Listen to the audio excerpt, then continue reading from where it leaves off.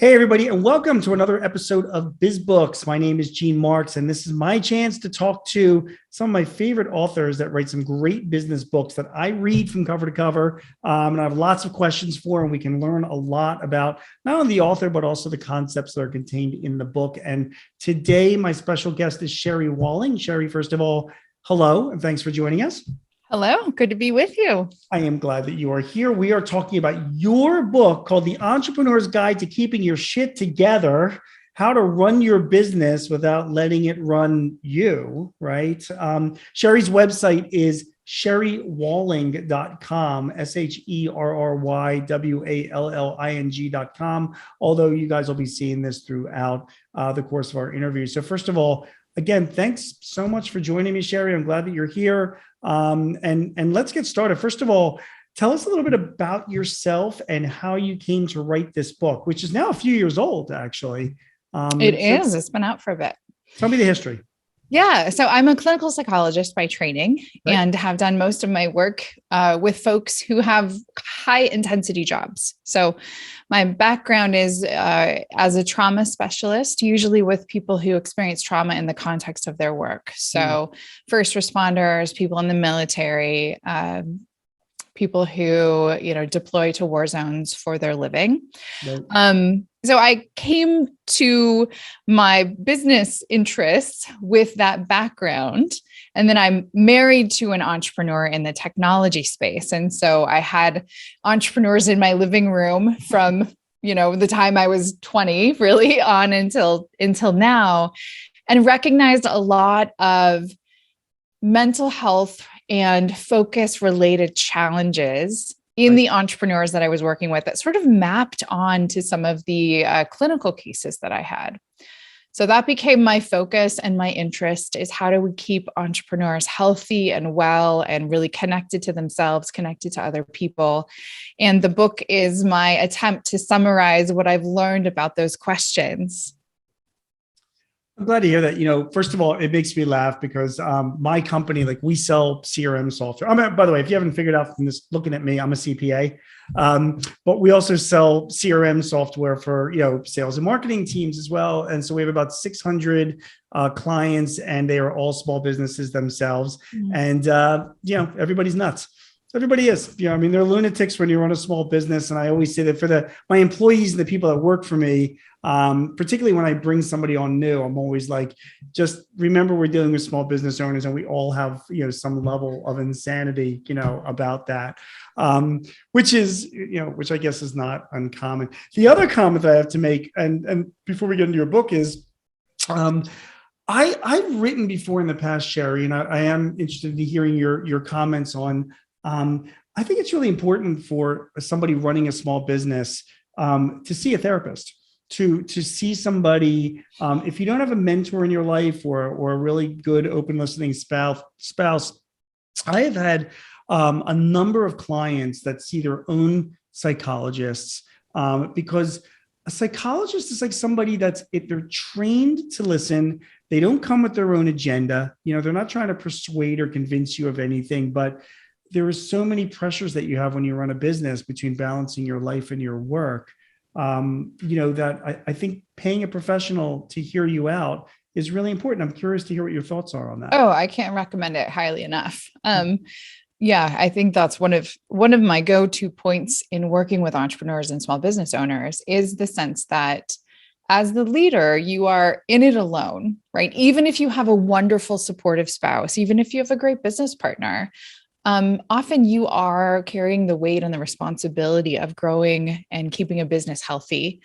And that takes a lot of you. It takes your ability to be communicative, to relate well to others, to solve problems. Mm-hmm. And it also takes a lot of self-reflection, I think, to be a strong leader. And I think going to therapy, having a coach, having somebody who can help you cultivate your capacity for self-reflection and for growth and maturity is a really great investment, not only for an individual human, but also for the business that's directly impacted by their well-being. Agreed. All right. So tell me about this guy, Rob. He seems to appear a lot in your book. Rob is my husband of oh gosh, maybe almost 22 years. Yeah, 22 years in May. Crazy. And he has, and why does he feature so much in this book? Well, he's the second author of the book, which Yes. is worth noting. Right. But Rob started a tech company. I mean, he's started and sold multiple companies. And so he is kind of my primary case study for entrepreneurial mental health, because he lives in the laboratory in which I work. But this book came out of a podcast that we started together called ZenFounder. Right. And on the podcast, we started talking about me from the mental health perspective and him from really the more business or entrepreneurial perspective. What kinds of strategies and tactics would be helpful to keeping entrepreneurs well during the context of running their business? So in a way, he's the boots on the ground subject matter expert. Mm-hmm. And so we wrote the book really with both perspectives in mind. Is this what connected you to, you referred to the Founder Origin Stories Project? The podcast was the original place for the Founder Origin Stories Project. Right. So I basically every summer would select a few different entrepreneurs to have a deep dive conversation about their early life experience and what shaped them along their journey of becoming entrepreneurs. And so would release those episodes during the summer as kind of like the summer series or the summer project. And that really was really interesting material, that a lot of which is included in the book in terms of thinking about the early lives of entrepreneurs. That's great. All right. In the book, you talk about some entrepreneur types, and you mentioned 4. And I just wanted to get you to your take on them now, and I'll prompt you, with what they are. But they, it just makes me laugh because I always thought there were more than just 4, but you summed them up really well. There's the golden child, there's the loner, there's the pleaser, and there's the survivor. So can you walk us through like what you mean by each of these types? Like, what do you mean by an entrepreneur who's the golden child? Yes. And the scientist in me wants to say, this is observational data. This is not like a tried and true personality test that's been extensively evaluated and assessed. But these are my observations of the archetypes, if you will, of the types of entrepreneurs that I've interacted with. So the golden child is somebody who kind of has come up in the world as someone who's had a lot of maybe opportunity, support. Maybe this is that really bright kid who came through school and had teachers saying, oh my goodness, you're really good at math. You're really good at science. You should go into STEM. Let's help you get to coding school.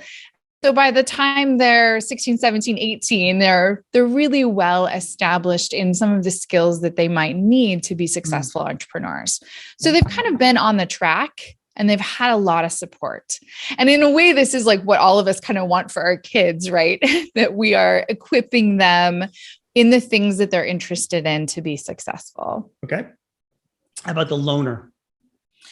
The loner is, the person who in some ways kind of lives in their own mind, right? Has wonderful ideas, is creating, is scheming, is dreaming, is maybe writing or making archetypes of a product in their basement, but is doing that sometimes, with a lot of autonomy and loneliness, is really committed to the world that they're creating in their own mind. Okay, fair enough. There's the pleaser and the survivor. Yeah. So the pleaser is the person who is just impressive, just is creating, skills and ideas and is showing up in the world saying, hey, look at what I made, and is doing it in a way that makes people really happy. They're really good at understanding what people need and being able to deliver that. Okay. And then of course the survivor. The survivor is the one who is looking for the meal ticket out of town. So this is the person who has come up in maybe a pretty rough environment or a place in which there wasn't a lot of nurture. And this is in some ways, the scrappy hustler who is creating the skills and the work ethic to create something for themselves that will provide security and will provide a safe place to land for them and for their families. So why does this matter to an entrepreneur, Sherry? I mean, your book is, you're the guide to keeping your shit together, so why is this important for us to recognize this? So each of those archetypes and really any kind of personality style that you might talk about with people, whether it's the Enneagram or the Myers-Briggs or any of those things, they each carry within them a set of strengths, and they each carry within them a set of weaknesses or a shadow side. And so if you have been the golden child, for example, and you've come up through the world with lots of support and resources, when you begin to encounter failure, or when you have a troll on Twitter, or when you have a customer who's pissed off at the way that your team handled support, you might not know how to deal with those things very well. They might land with you in a really deep place where you find yourself kind of frustrated and disoriented or discombobulated by not being able to deliver on other people's expectations. Yeah, that makes sense. And I say this because when I talk with entrepreneurs, we're always paying attention to what they're bumping up against that's dysregulating them. And so the survivor may be completely immune to the negative feedback of a customer or somebody on Twitter. Like they just might not give a shit. Right. But for them, the goal or the growth area becomes, hey, how do I settle into relationships? How do I build those relationships with my customers or with my clients? So understanding what you're coming with helps you to know what your growth areas are and what some of your liabilities might be. Makes sense. Now you talk about liabilities in areas of, of growth. You also talk about knowing yourself. You talk about the spectrum as it is. There's a rigid side of the spectrum and there's a chaotic side of the spectrum. Can you explain what that means? Yeah. So this is not my original idea, but I'm extending it to the entrepreneurial world, okay, which is an understanding that when you think about a human under stress, they're going to press against that stress or respond to that stress somewhere along a spectrum. Okay. So some of us lean towards the chaotic end. When stress is applied, we move faster, we move bigger, we lose our keys, we make quick choices, we onboard that person, we fire that person, we stay in motion, in chaos. Right. The other end of the spectrum is that when stress is applied, we become more and more rigid. There are more spreadsheets, there are more rules, there's more adherence to what we think we can control as a response to the stress that feels out of control. So knowing where you are along that spectrum is really helpful, because when stress comes, when there are, things that happen in everybody's lives and in everyone's business that sort of disorients or dysregulates us, if you are someone who is edging towards chaos, again, you might have this desire or an impulse to fire that or make that choice or spend that money, or your tendency is to get pretty impulsive. Sure. And you need to know that about yourself so you can have that double check in place. Enough of a double check where you say, oh, hey, am I reacting this way because this is my attempt to alleviate stress, or is this actually a good decision? I really love that. I mean, it's funny because we all react to problems differently. And, knowing what kind of, where you stand on the spectrum, I mean, can help you in advance to know that if there's going to be issues, you're going to react to it a certain way. And what can you do to sort of temper that reaction, right?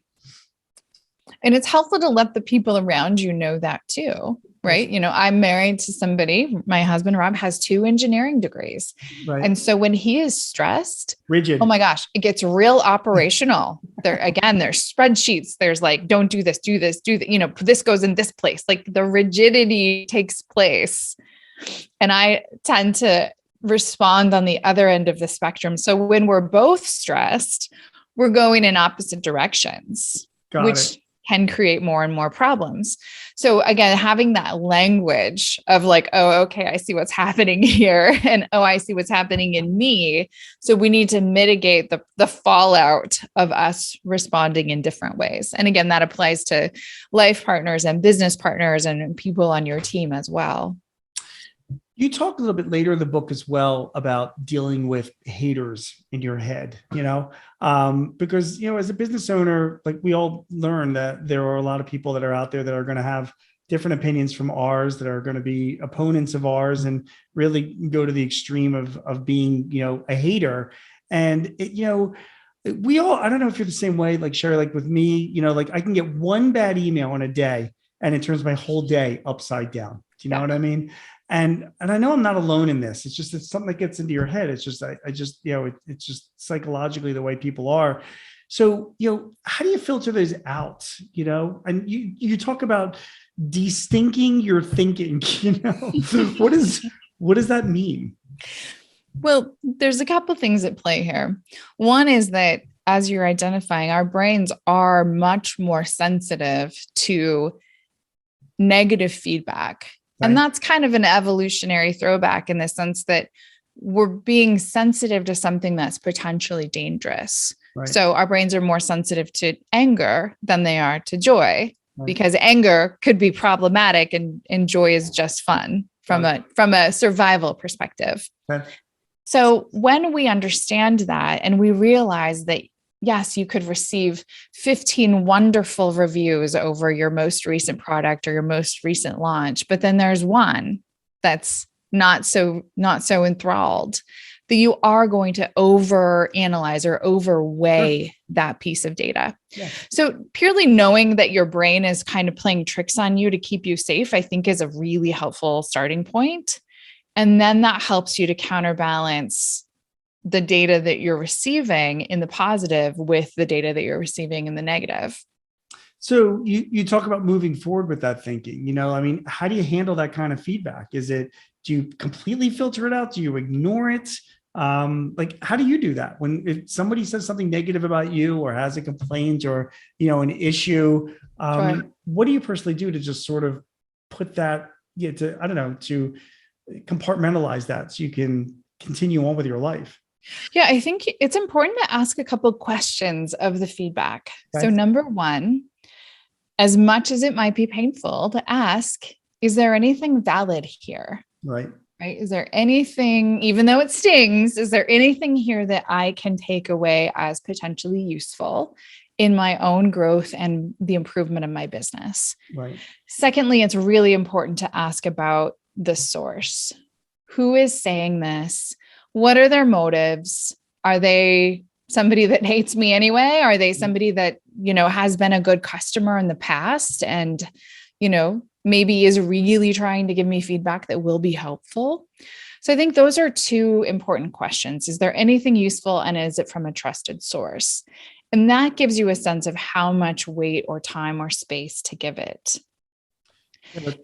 And it certainly does happen that sometimes people are just unkind. And that's to quote Taylor Swift, haters are going to hate. And that's when I think it becomes really a mental discipline to redirect our attention away from feedback that isn't helpful, is really intended to hurt us, and to be very conscious about not letting it have that paralyzing consequence, but instead to keep going and to find the sort of mental fortitude to talk ourselves through, unhappy, unkind things.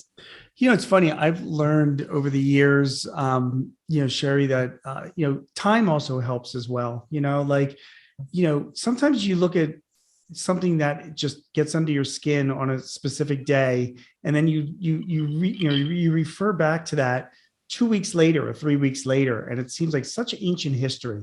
Or what was I getting so crazy about? I mean, there is something to be said for just taking a deep breath and and moving on from it. Absolutely. And I love that point. Like, if you're feeling like you're having a big reaction, you don't know what to do with a piece of feedback, just set it aside for a little bit. Yeah. Give yourself some perspective. I feel like that's really helpful with really any big problem, is when you're stuck, pause, Yes. take a Yeah. moment, Like walk around the block. We live in such a time of immediate gratification. Like all problems don't have to be solved like at that moment. There is something to be said for thinking about. I carry, as much as I do technology stuff. So like this book, right? I've done this all my life. And like, I keep in it like notes and lists of things I got to do like today, Yep. And years ago, I learned like, whenever like stuff was on my mind or bothering me or was stopping me from getting things done, I would make like a list, like here's like the 5 things that like are like fucking me up today, and I have that list there and I'll have a date on it. And it is unbelievable. Like sometimes I'll take this book, like this book, I started this book back in 2020. So I've like been using it for a while. I'm getting near the end of it, but I'll look back at some of the so-called problems that I had 6 months ago, 9 months ago. And I'm like, really? That's what was getting me, upset back then. Like, that's all like, it's so relevant now. You know what I mean? It's wonderful to see the passage of time in that way. And one of the techniques that I write about in the book, which is similar, is tracking your highs and lows. Yeah. And usually picking just the high point of your day. I usually do professional high point and personal high point. And then the low point, professional low point, personal low point. And tracking that over time and watching that data accumulate is super interesting for the same reason. Some of it you're like, oh, this doesn't even matter anymore. I was losing sleep about it. But 3 months later, I just don't even care. It's not an issue. Yeah, you're absolutely right. And it's funny because if you can do it from an analytical perspective, sort of disassociate yourself from the emotions and just say like, okay, this is really, what's bugging me today, but I'm making a note of that, going back to it in time, it does put things into perspective. Okay. You have a big chapter. I mean, listen, the whole point of this book is helping entrepreneurs, keeping their shit together and getting things done. You have a whole chapter on getting things done. Okay. You talk about 4 steps for getting things done. You talk about knowing yourself, being kind, visualizing your future self, and doing a D. Okay. So let's walk us through that. Okay. What are these 4 steps? Know yourself, being kind, visualizing your future self, do a D. What does all that mean? And it's a little different than some of the productivity hacking you might hear from other sources, isn't it? Mine was like, keep lists, you know what I mean? Send emails, and all of those things too. But I think from my experience, when we get to the root of what gets in the way of productivity, sometimes it's systems and discipline, but often it's a little bit more between our ears, right? It's the psychology. So I think that the invitation to know yourself as it relates to productivity and focus is some of that conversation we were having a little bit earlier about being chaotic or rigid, like understanding your trends. Right. When you have a big project coming up, are you the procrastinator? Are you the over planner? Like, what's your typical default? Right. And then to be wise about asking, is that strategy helpful to me here? Or should I work toward a different strategy? Yeah. And thinking to yourself, like before you're embarking on a project saying, come on, what are the kinds of things that have always annoyed me in the past? Because that's just me, So if I know that's annoyed me in the past, what can I do to protect myself against that for this project? Right. Yes. Makes sense. And, we each have our things, right? I'm sort of a classic overcommitter. Like I love to say yes to things. I love lots of the opportunities that are offered to me. Sure. And because I really know that about myself, I now have some systems in place to help me really double check. Do I actually have the bandwidth to say yes to this? So I think that helps to prevent that problem from happening. Got it. All right. That makes sense. All right. So knowing yourself is one step for getting things done. What about being kind? So being kind is really a piece of advice that's real directed towards the procrastinators among us. Okay. Because often what happens with procrastination is this cycle of, I really should do this. I should do this. I should do this. And then some self-criticism of, I'm not doing this. I can't believe I'm not doing this. I just wasted the day on YouTube. Like, what am I doing with my life? I'm not even a grown-up or a good entrepreneur. And so it can spiral into more and more kind of self-sabotaging behavior. And I think that a great way to just interrupt that whole pattern and that whole cycle of procrastination is to like put that pause button on again, be kind, stop with the spiral, and kind of sit down and get some work done.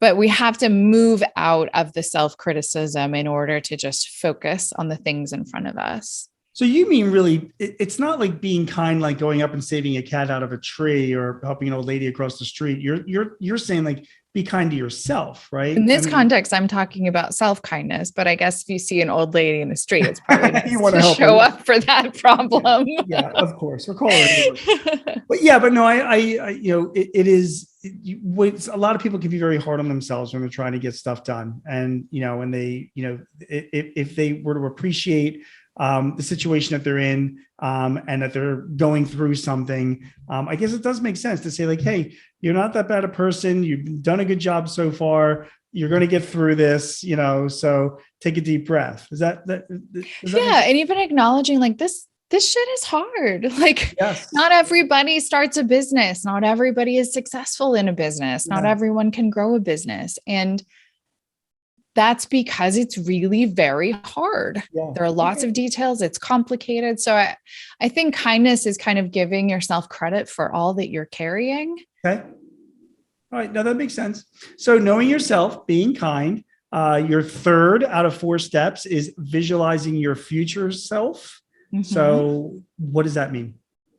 Yeah. So this is really against or a tactic that helps to counteract that sense of right now versus the future. Okay.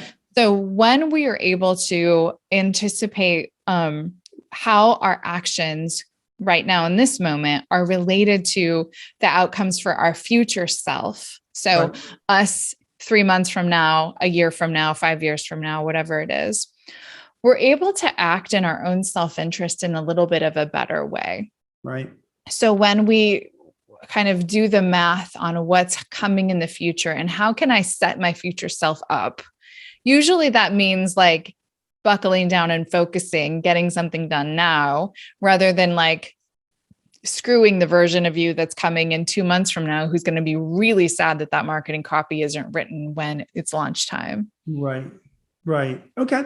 All right. That's fair enough. And then your final step is do a D. Yeah. You might have to refresh my memory on all of these here, but one of the D's is delegate. Got it. Okay. I don't have the book in front of me, but so there's a number of D's in, that you list out, and delegate is one. But I guess we have to read the book to know. Yeah, we'll just leave that as the teaser. Delegate is one. I think discipline is probably another one. Fair enough. You talked about before we end about getting things done, though, even in the in the practice of self-actualizing, being kind to yourself, doing a D, taking certain those steps. You did talk about sort of taking a breather as well. You told a story about Mario and his long bike rides that he takes. Mm-hmm. What do we learn from that? So this very specific story is in a response to an email that someone sent me that was like, I really want to just take off a couple mornings a week and go on a long bike ride. Right. But there's this part of me that's like, you shouldn't do that. You should work. It's work time at 10 a.m. Right. Right. And this person had really missed, I think, why most of us go into running our own businesses in the first place, is that we desire the freedom to be able to structure and live our lives in the way that we want to.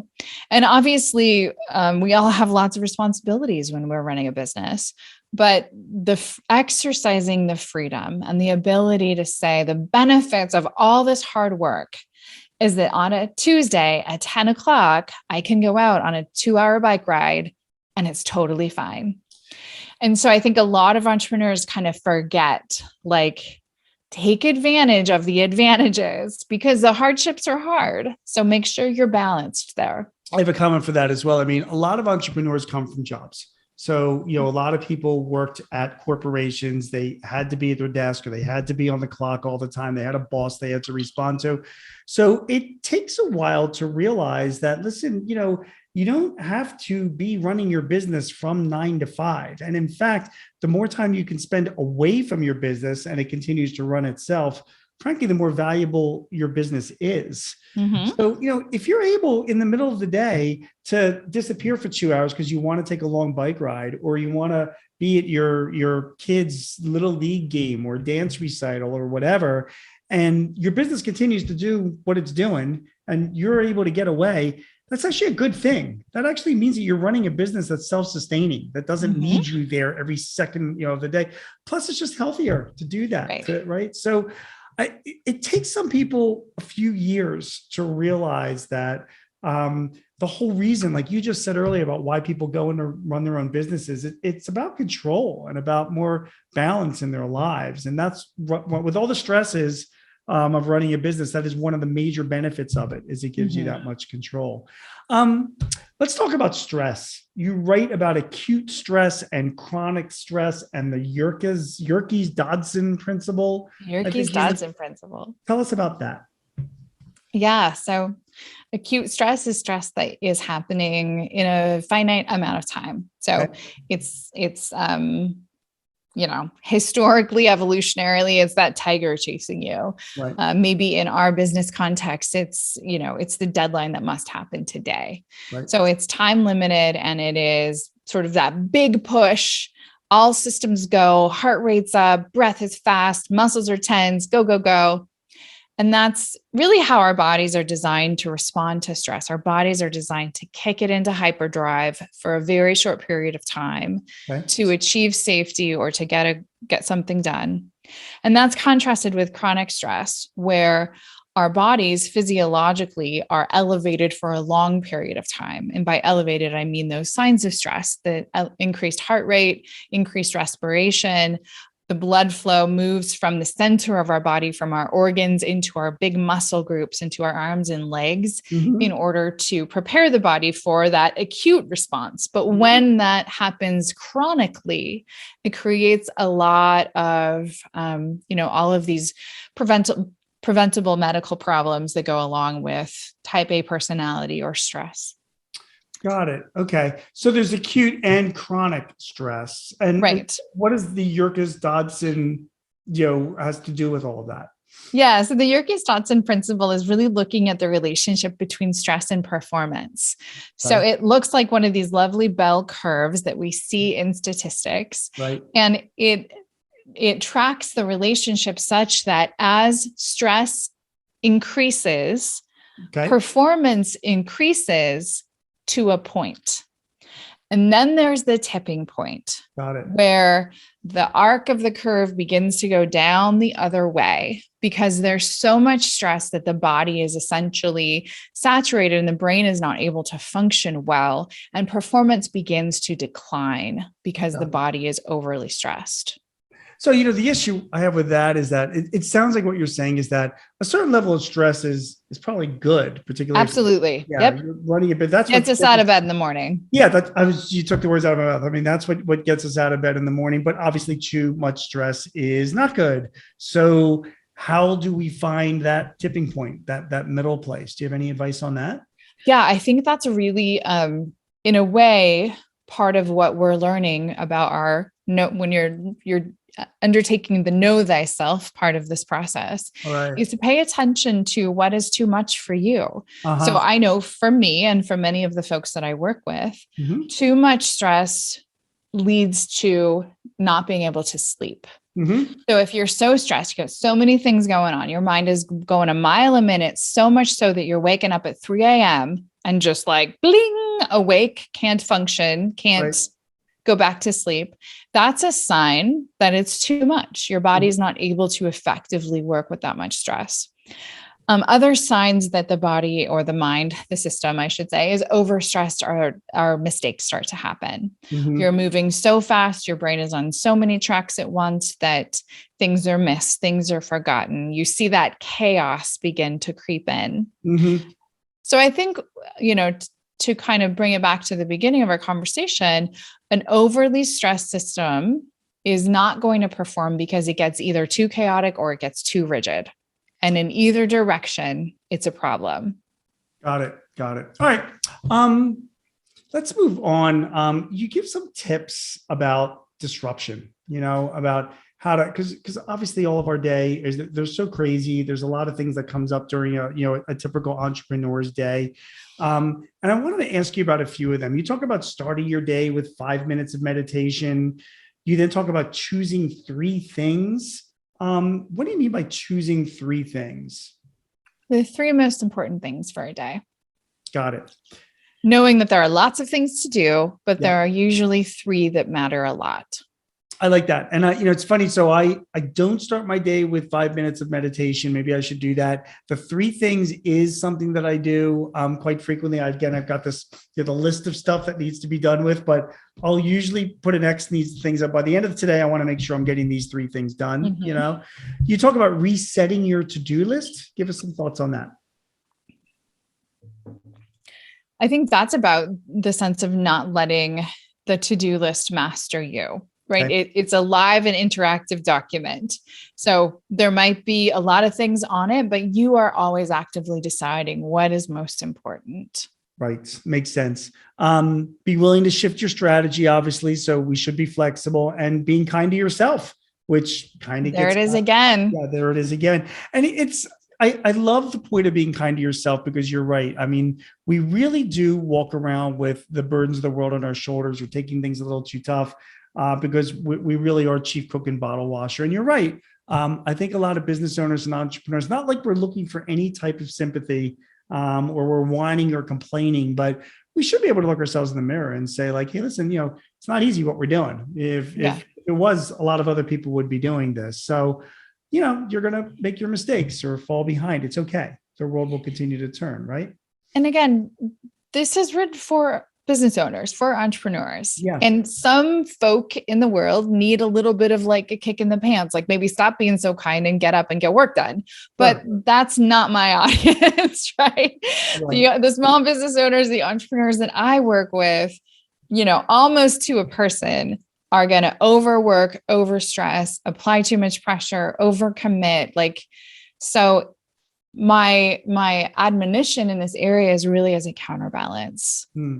You strive, you push, you're hustling.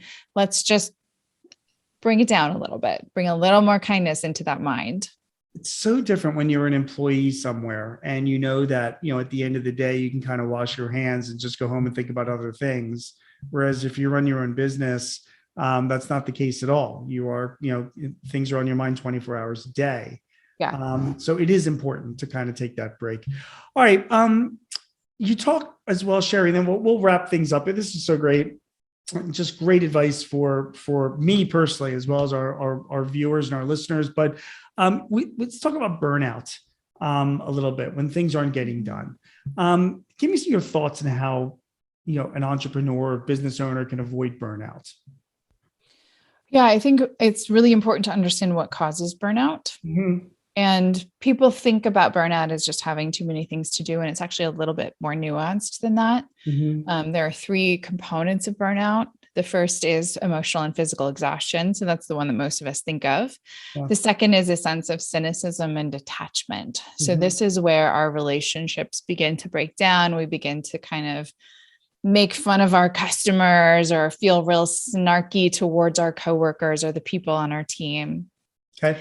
And the last component of burnout is a sense of lost personal efficacy. So a way of thinking about that is that we're only seeing ourselves and our work through a negative filter. So anything that we're doing automatically in this filter is seen as not very good, not working, not moving the ball forward. So burnout is really caused by a big gap between how we spend our time and effort and what is meaningful and important to us. So that is one of these things that I think is really important for entrepreneurs to understand, especially because most of us wear lots of hats within our business.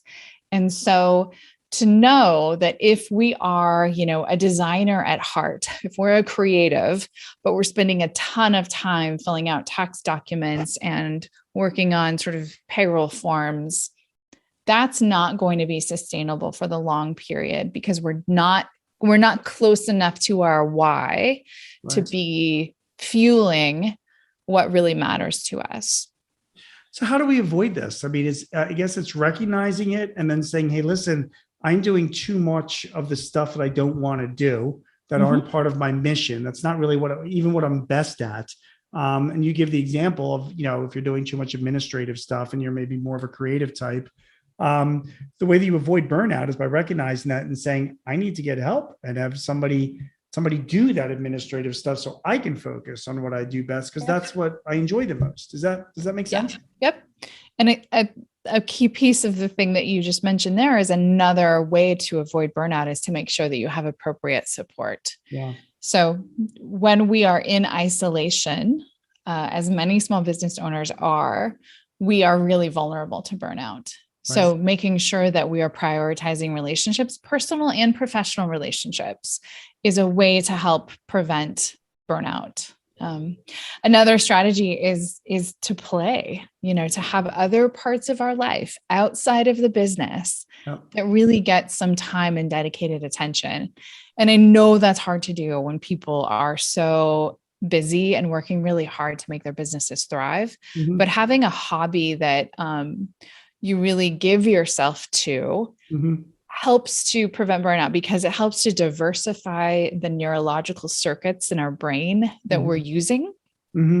So not to belabor the point, but one of the ways that I'm really understanding burnout these days is as a repetitive strain injury. It's using the same sort of brain parts over and over and over. And if we don't kind of counterbalance that or train some other brain areas, we risk really causing damage on a neurological level. And, we can see burnout in a brain scan. It's something that's happening to the organ of our brain. Yeah, it's funny. I just years and years ago, I remember listening to Tony Robbins, actually, one of his, series of cassette tapes, just to date myself. And, his big thing was about changing your state. If you feel like you're burning out, if you feel like you're really running low, you got to switch it up. You get in a rut. And I remember taking that advice. Like I would have, days where things feel like things were going shitty. And I would just break and go to the batting cages or hit some golf balls. Oh, beautiful. Yeah. Yep. And like 2 hours later, I would come back and be like, wait, so what was the issue in my mind then? You know what I mean? Like it really clears your head. I think it's just important for other business owners to know that it's okay to just get out of the office and do something else for a while. Sherry, as we wrap things up, and we're near actually like the end of your book as well, you talk about things called like startup attachment disorder and business attachment disorder, staying connected to a business after you've sort of separated from it. But what I'm more interested in is about quitting your business. How do you know when it's time to quit? And this gets back to the whole burnout thing, but how do you know? I've just outlined this as a next book, actually. Okay. Talk to me a little bit about it. It is a really nuanced decision, because it is a decision that you want to make in a multi-system way. Right. Sometimes people just get burnt out and tired and frustrated, and they're like, I want to be done with this. Sure. And generally that's not a great state in which to make a big dollar decision. Right. And then sometimes people totally ignore their emotional reality and just think about the dollars and cents and sign themselves up for a duration and an intensity of work that they really can't deliver on. So I think taking stock of these different domains, what are my energy resources? What are the financial resources? And there's a sense in which it's a pretty nuanced decision to understand when it's time to go. I mean, is there any other indications that people telling you that it's time? Is it, do financial considerations weave into this as well? Like, I am not making money at this business. Clearly something is wrong. or is it just a mental state issue? There's a lot of different reasons that people leave too, right? Sometimes it's because a business is not doing well, and sometimes the business is thriving and growing, and people should probably leave because it's outgrown their leadership ability. Right. So that's where there are lots of ways to slice it. It makes it a little bit hard to make a nice, neat framework, which is why I'm going to write a whole book about it. I'm glad to hear it. I'm looking forward to it. Sherry Walling is the author of The Entrepreneur's Guide to Keeping Your Shit Together, How to Run Your Business Without Letting It Run. You can find her at sherrywalling.com. Sherry, great advice, great book on keeping your shit together. And, it's very evergreen in the sense that sometimes I talk to authors where, a few years later, the content of the book may not be as relevant, but your book, will be relevant 20 years from now, let alone just a couple of years from now, because it's the same, it's the issues that we're all facing, regardless of the size of the business that we're running. So highly recommend to people to read it. It's a really, really great read. And I enjoyed it myself being a business owner. So thank you very much. Thank you. It's good to talk about it with you.